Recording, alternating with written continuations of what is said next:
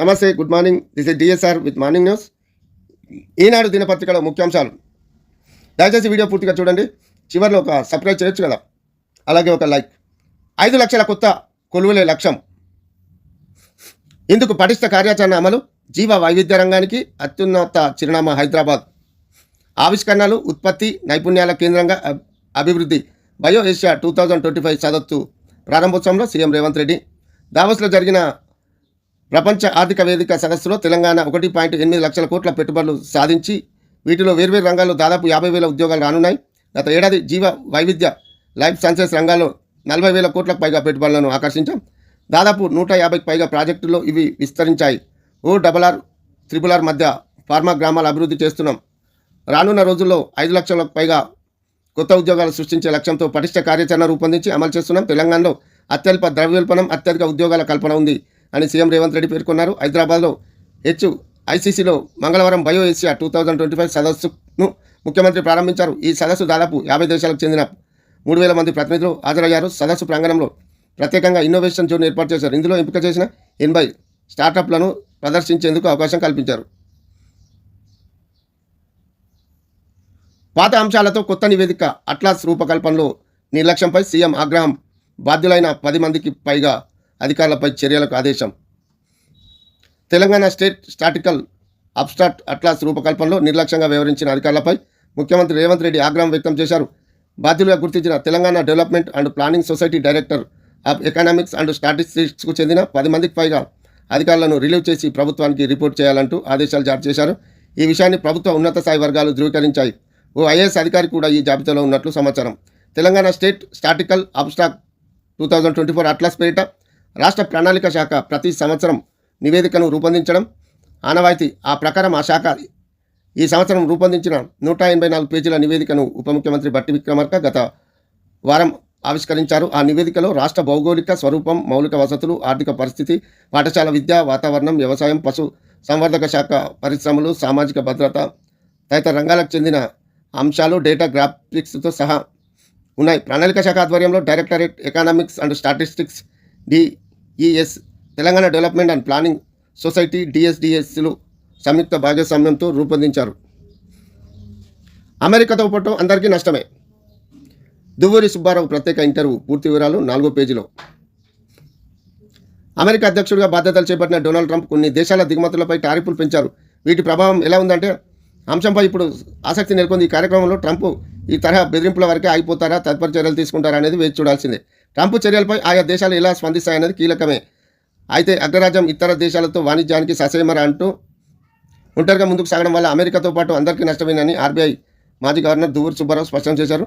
ఈనాడు ప్రతినిధి ML నరసింహారెడ్డికి ఇచ్చిన ఇంటర్వ్యూలో పలు అంశాలపై ఆయన స్పష్టమైన అభిప్రాయాలు వెల్లడించారు. వాస్తవ పరిస్థితుల్లో ట్రంప్ అంచనా వేస్తుండగా కాకుండా ఒకంత భిన్నంగా అలా ఉండవచ్చునని దువ్వూరి అంటున్నారు. అమెరికా టారిఫ్లు పెంచడం వల్ల ఇండియాకు మేలే జరుగుతుందని, ఆయా దేశాల నుంచి వాణిజ్యం భారత్కు మారలే అవకాశం ఉందని వివరించారు. టెక్నాలజీ ఆధారంగా నడిచే అమెరికా ఆర్థిక వ్యవస్థ భారతీయ మానవ వనరులపై అధికంగా ఆధారపడింది విశ్లేషించారు. మన దేశంలో ప్రభుత్వం పేర్కొనే వృద్ధి రేటు కన్నా ప్రజల కొనుగోలు శక్తి తక్కువగా ఉంటుంది. వృద్ధి పేదల దాకా వెళ్లడం లేదని తెలుస్తుంది. అంతర్జాతీయంగా, దేశీయంగా నెలకొన్న సమస్యలు త్వరలో సమసిపోతాయని ఆయన ఆశాభావం వ్యక్తం చేశారు. అభివృద్ధి ఫలాలు ఆదాయం ఎక్కువ మందికి చేరితేనే తగిన రీతిలో వ్యయం చేస్తారని వెల్లడించారు. దేశంలో ఉత్పత్తి కార్యకలాపాలను పెంచుతూ అధిక ఉత్పత్తిని సాధించి తద్వారా అంతర్జాతీయ మార్కెట్లో పోటీ పడాలని, అలా కాకుండా రూపాయి విలువను పెంచడం, తగ్గించడం వంటి మార్పుల ద్వారా పోటీతత్వాన్ని సాధించడం కుదిరే పని కాదన్నారు. ఇటీవల బడ్జెట్లో ప్రభుత్వం పెట్టుబడుల మార్గం నుంచి వినియోగం పెంచే దిశగా వ్యూహాన్ని మార్చుకుందని పేర్కొన్నారు. పన్నులు తగ్గించడం ద్వారా వ్యయాన్ని పెంచడం, దాంతో ఉత్పత్తి పెరుగుతుందని, ఉద్యోగ కల్పన అధికమవుతుందని, వీటన్నిటిని ఫలితంగా వృద్ధి రేటు సుసాధ్యమవుతుందనే ప్రభుత్వ వ్యూహమని ఆయన వివరించారు. అయితే కొందరికే పన్ను తగ్గింపు ప్రయోజనాలు దక్కడంతో ఇంత పెద్ద ఆర్థిక వ్యవస్థకు చేకూరే మేలేమిటని సందేహం వ్యక్తం చేశారు. భవిష్యత్తులో భారత్ అతిపెద్ద ఆర్థిక వ్యవస్థగా 3వ స్థానానికి చేరే అవకాశం ఉన్న సుసంపన్న దేశంగా మారాలంటే తలసరి ఆదాయం భారీగా పెరగాలన్నారు. భారత్ తొలి హైపర్లూప్ టెస్ట్ ట్రాక్ సిద్ధం. సాకారమైతే 350 కిలోమీటర్లు అరగంటలోనే. నేలపైనే విమాన వేగంతో ప్రయాణికులను గమ్యస్థానాలకు చేర్చే హైపర్లూప్ ప్రాజెక్టుకు పై భారత్ కీలక ముందడుగు వేసింది. ఈ రవాణా వ్యవస్థను సంబంధించిన పరిజ్ఞానాలను పరిరక్షించడానికి ఉద్దేశించిన దేశ తొలి హైపర్లూప్ టెస్ట్ ట్రాక్ సిద్ధమైంది. 422 మీటర్ల పొడవైన ఈ ట్రాక్ రైల్వే మంత్రిత్వ శాఖ తోడ్పాటుతో మద్రాస్ IIT అభివృద్ధి చేసింది. ఈ తరహా రవాణా వ్యవస్థ సాకారమైతే 350 కిలోమీటర్ల దూరంలో గమ్యస్థానాన్ని అరగంటలోపే చేర్చుకోవచ్చు. ఈ విషయాన్ని రైల్వే మంత్రి అశ్విని వైష్ణవ్ ఎక్స్ వేదికగా మంగళవారం వెల్లడించారు. భవిష్యత్తు తరంగా రవాణా వ్యవస్థలో కొత్త ఆవిష్కరణల కోసం ప్రభుత్వం విద్యా సంస్థలు చేతులు కలిపాయి. ఈ ప్రాజెక్టుకు రైల్వే మంత్రిత్వ శాఖ నిధులు అందించింది. మద్రాస్ ఐఐటి ప్రాంగణంలో టెస్టు ట్రాక్ సిద్ధమైంది. ఇది కొత్త పరిజ్ఞానాలను అభివృద్ధి చేయడంలో కీలక పాత్ర పోషిస్తుంది. ఇప్పటికే 2 విడతల్లో $20 లక్షల గ్రాంటును మద్రాస్ ఐఐటికి ఇచ్చాం. ఈ ప్రాజెక్టును మరింత ముందుకు తీసుకెళ్లడానికి మరో $10 లక్షల ఇవ్వనున్నామని వైష్ణవ్ పేర్కొన్నారు. ఎమ్మెల్సీ ఎన్నికల ఫలితాలు రెఫరెండంగా తీసుకుంటారా? సీఎంకు బండి సంజయ్ సవాల్. మాది ఇండియా టీం, వాళ్ళది పాకిస్తాన్ టీం అంటూ వ్యాఖ్యలు. బండి సంజయ్వి దిగజారుడు మాటలు. పిసిసి అధ్యక్షుడు మహేష్ కుమార్ గౌడ్. ఆ 40 మీటర్లు అత్యంత సమస్యాత్మకం. అక్కడ 70% బురద, 30% నీటితో క్లిష్ట పరిస్థితి. టీబీఎం కట్టర్ చుట్టూ భయానక పరిస్థితిలో భారీ బండరాలు కూలినట్లు గుర్తించిన ర్యాట్-హోల్ మైనర్స్. ఎస్ఎల్బీసీ సొరంగంలో పైకప్పు కూలిన ప్రాంతం భయంకరమైన ఊబిలా మారింది. టన్నెల్లో బోరింగ్ మిషన్ టీబీఎం వద్ద పరిస్థితులు అంచనా వేయడానికి మంగళవారం 34 మందితో కూడిన సైన్యం ఎన్డీఆర్ఎఫ్ ప్రత్యేక బృందం సొరంగంలోకి వెలిగింది. తక్షణ సహాయక చర్యలు పరిస్థితులు అనుకూలంగా లేనట్టు అంచనా వేసింది. పైకప్పు కూలిన చోట 70% బురద, 30% నీళ్లు ఉండడంతో అక్కడ అడుగు వేయడానికి వీల్లేకుండా ఉందని నిర్ధారించారు. ముఖ్యంగా 13.85 కిలోమీటర్ల పొడవైన సొరంగంలో చివరి 40 మీటర్లు సహాయక చర్యలకు సవాల్గా మారినట్టు తెలుస్తుంది. నీటి కన్నా బురద శాతం ఎక్కువ ఉండడంతో అందులో చేతులు, కాళ్లను కూడా కదిలించలేని పరిస్థితి ఉందని నిపుణులు పేర్కొంటున్నారు.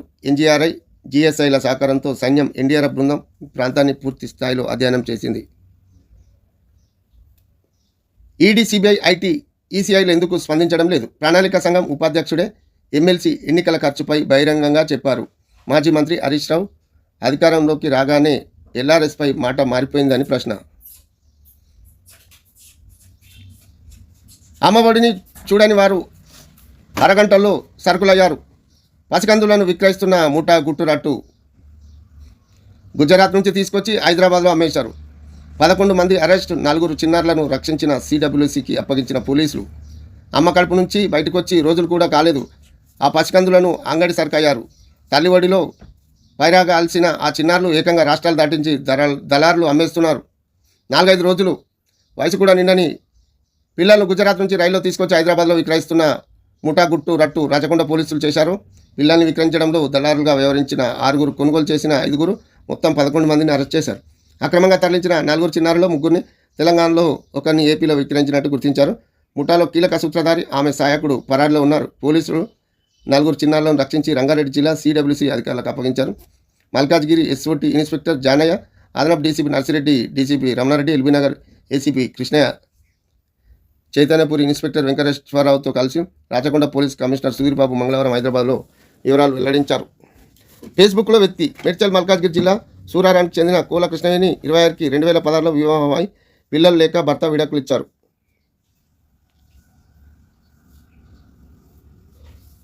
హరహర మహాదేవ. దక్షిణ కాశీగా పేరొందిన వేములవాడ శ్రీ రాజరాజేశ్వర స్వామి ఆలయంలో మహాశివరాత్రి వేడుకలు మంగళవారం అంగరంగ వైభవంగా ప్రారంభమయ్యాయి. బుధవారం మహాశివరాత్రి సందర్భంగా స్వామి దర్శనానికి దాదాపు 4 లక్షల మంది భక్తులు వస్తారనే అంచనాలో అధికార యంత్రాంగం భారీ ఏర్పాట్లు చేసింది. ప్రధాన ఆలయాన్ని విద్యుత్ దీపాలతో అలంకరించారు. రాజన్నకు రాష్ట్ర ప్రభుత్వం తరఫున మంత్రి పున్నం ప్రభాకర్, విప్ ఆది శ్రీనివాసులు, తీతిదే తరహా డిప్యూటీ ఈవో లోకనాథానికి పట్టు వస్త్రాలు సమర్పించారు. 9-10 తరగతుల్లో తెలుగు తప్పనిసరి.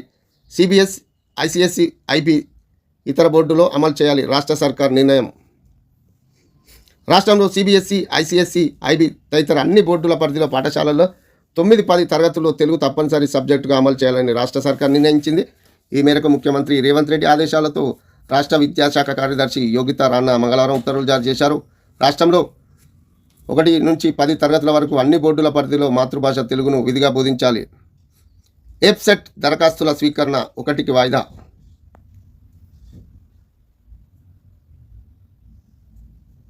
దినపత్రికలో ముఖ్యాంశాలు. నేటితో ముగియనున్న మహాకుంభమేళా. ప్రయాగరాజ్లో జరుగుతున్న మహాకుంభమేళా బుధవారం జరిగే మహాశివరాత్రి వేడుకలతో ముగియనుంది. చివరి రోజు సుమారు 1 కోటి మంది భక్తులు పుణ్యస్నానాలు చేసేందుకు వస్తారని అంచనా వేస్తున్నారు. తొక్కిసలాట జరగకుండా పకడ్బందీగా ఏర్పాట్లు చేశారు. మంగళవారం సాయంత్రం నుంచే మేళా జరిగే ఏరియాతో పాటు ప్రయాగరాజ్ మొత్తాన్ని నో వెహికల్ జోన్గా ప్రకటించారు. మహాశివరాత్రికి ఆలయాలు ముస్తాబ్. మహాశివరాత్రిని పురస్కరించుకొని రాష్ట్ర వ్యాప్తంగా శివాలయాలు ముస్తాబయ్యాయి. భక్తులకు ఇబ్బందులు కలగకుండా అధికారులు ఏర్పాటు చేశారు. జాగరణకు వీలుగా సాంస్కృతిక కార్యక్రమాలు ఏర్పాటు చేస్తున్నారు. వేములవాడ శ్రీ రాజరాజేశ్వర స్వామి క్షేత్రంలో 27వ తేదీ వరకు మహాశివరాత్రి జాతర జరగనుంది. మహాజాతర కోసం ఆలయాన్ని విద్యుత్ దీపాలతో అలంకరించారు. సుమారు 5 లక్షల మంది భక్తులు వస్తారని అధికారులు అంచనా వేస్తున్నారు. సిద్దిపేట జిల్లా కొమరవెల్లిలో మల్లికార్జున స్వామి క్షేత్రంలో శివరాత్రి వేడుకలు నిర్వహించనున్నారు. ఇక్కడ పెద్దపట్నం వేడుక ఆకట్టుకునుంది. కీసరగుట్టలో రామలింగేశ్వర స్వామి దేవాలయం, భూపాలపల్లి జిల్లాలో కళాశ్వర క్షేత్రంలో మహాశివరాత్రి బ్రహ్మోత్సవాలు సర్వం సిద్ధం చేశారు. సిబిఎస్ఈ బడుల్లో తెలుగు తప్పనిసరి. రాష్ట్రంలో సెంట్రల్ సిలబస్తో నడుస్తున్న బడుల్లోనూ 9, 10వ తరగతులకు తెలుగును రాష్ట్ర ప్రభుత్వం తప్పనిసరి చేసింది. వచ్చే విద్యా సంవత్సరం నుంచి ఈ రూల్స్ అమలు కానుంది. ఇప్పటి వరకు సెంట్రల్ సిలబస్ బడులు కేవలం 8వ తరగతి వరకే తెలుగు బోధిస్తున్నారు. మార్చి 1 నుంచి వెబ్సైట్ అప్లికేషన్లు మంగళవారం నుంచి ప్రారంభం కావాల్సిన Telangana engineering, agriculture, pharmacy common entrance test TG website దరఖాస్తుల ప్రక్రియ వాయిదా పడింది. మార్చి 1 నుంచి ఆన్లైన్లో అప్లికేషన్ ప్రక్రియ మొదలవుతుందని వెబ్సైట్ కన్వీనర్ తెలిపారు. షుగర్ వ్యాధికి నేచురల్ మెడిసిన్. రాష్ట్రానికి చెందిన startup company purple life sciences షుగర్కు నేచురల్ మెడిసిన్ను తయారు చేస్తుంది. పర్పుల్ కార్న్, పసుపు, మెంతుల నుంచి తీసిన కాంపోనెంట్స్తో మందు తయారు చేశామని ఇది ట్రయల్ దశలో ఉందని కంపెనీ నిర్వాహకులు తెలిపారు. ORR మధ్య మ్యానుఫ్యాక్చరింగ్ హబ్. ప్రపంచంలో అతిపెద్ద కేంద్రాల్లో ఒకటిగా అభివృద్ధి చేస్తున్నాం సీఎం రేవంత్. రేడియల్ రోడ్లతో ORR అనుసంధానం చేస్తాం. వాటికి ఇరువైపులా ఇండస్ట్రియల్ క్లస్టర్లను ఏర్పాటు చేస్తున్నాం. మెగా డ్రైపోర్ట్ను ఏర్పాటు చేసి ఏపీలోని సీ పోర్టుకు కనెక్ట్ చేస్తాం. ఫ్యూచర్ సిటీ, AI సిటీతో పాటు ఎన్నో భారీ ప్రాజెక్టులు చేపడుతున్నాం. బయో ఏషియా సదస్సులో సీఎం రేవంత్ రెడ్డి ప్రసంగం. నేడు మోదీతో రేవంత్ భేటీ. ఢిల్లీకి వెళ్లిన సీఎం కాంగ్రెస్ పెద్దలను కలిసే ఛాన్స్. ప్రధానితో బీసీ రిజర్వేషన్లు, RRR మెట్రో ఫేజ్ 2 తదితర అంశాలపై చర్చించే అవకాశం. అనంతరం కుంభమేళకు వెళ్లే ఛాన్స్. 5 ఖాళీలపైనే అందరి గురి. మార్చిలో 5 ఎమ్మెల్యే కోటా, ఎమ్మెల్సీ సీట్లు ఖాళీ. కాంగ్రెస్కు 4, బీఆర్ఎస్కు 1 దక్కే ఛాన్స్. కాంగ్రెస్ను 1 సీటు అడుగుతున్న సిపిఎం, ఎంఐఎం 4 పార్టీల నుంచి భారీగా ఆశావాహులు. హైకమాండ్ను ప్రసన్నం చేసుకునే ప్రయత్నాలు. ఒక్కో ఎమ్మెల్సీకి 20 మంది ఎమ్మెల్యేలు అవసరం. ఎమ్మెల్యే కోట, ఎమ్మెల్సీ ఎన్నికలకు ఎన్ని ఓట్లు కావాలనే పద్ధతి ప్రకారం లెక్కిస్తారు. ఎన్నిక నిర్వహించాల్సిన సభ్యుల సంఖ్యకు 1 కలిపి మొత్తం ఎమ్మెల్యేల సంఖ్యతో భాగించాల్సి ఉంటుంది. వచ్చే ఫలితానికి 1 కలిపితే అదే ఎన్నికకు కావాల్సిన ఎమ్మెల్యేల ఓట్ల సంఖ్యగా మారుతుంది. ప్రస్తుతం అసెంబ్లీలో 119 మంది ఎమ్మెల్యేలు ఉన్నారు. 5 ఎమ్మెల్సీ స్థానాలకు ఎన్నిక జరగాల్సి ఉంటుంది. దీనికి 1 కలిపి 119ని దానితో భాగిస్తే 19.83 వస్తుంది. దీనికి 1 కలిపితే 20 దాటుతుంది. ఇదే ఎమ్మెల్సీ స్థానానికి కావాల్సిన ఎమ్మెల్యేల ఓట్ల సంఖ్యగా గుర్తిస్తారు. ఒకవేళ పోలింగ్ అనివార్యమైతే మొత్తం 119 మంది ఎమ్మెల్యేలు ఓటింగ్లో పాల్గొంటే ఒక్కో ఎమ్మెల్సీకి ప్రథమ ప్రాధాన్యం కింద 20 రావాల్సి ఓట్లు సభ్యులు ఎవరైనా గైర్హాజరైతే అది తగ్గుతుంది. గ్రాడ్యుయేట్ టీచర్ ఎమ్మెల్సీ ఎన్నికల ప్రచారానికి తెర. అమల్లోకి 144 సెక్షన్. పోల్ మేనేజ్మెంట్పై అభ్యర్థుల దృష్టి. ఇప్పటికే ప్రలోభాలకు తెరతీసిన కొందరు అభ్యర్థులు. ఓటుకు 2000 నుంచి 5000 నేడు సిబ్బందికి సామాగ్రి పంపిణీ. పిల్లల్ని కిడ్నాపింగ్ ముఠా అరెస్ట్. గుజరాత్ నుంచి తీసుకొచ్చి తెలంగాణ, ఏపీలో అమ్మకం. ఆడపిల్లలకు 3 లక్షలుగా, మగబిడ్డకు 5 లక్షలు. అంతర్రాష్ట్ర చైల్డ్ రాకెట్ ముఠా గుట్టురట్టు. హైదరాబాద్లో 11 మందిని అరెస్ట్ చేసిన పోలీసులు. 4 పిల్లలను రక్షించి హోంకు తరలింపు. చేతనైతే దర్యాప్తు చేయండి, లేదంటే సిబిఐకి ఇవ్వండి. ఫోన్ ట్యాపింగ్ కేసు రాష్ట్ర సర్కార్కు కేంద్ర మంత్రి కిషన్ రెడ్డి సవాల్. ఎవరి హయాంలో నిందితులు విదేశాలకు పారిపోయారని ప్రశ్న.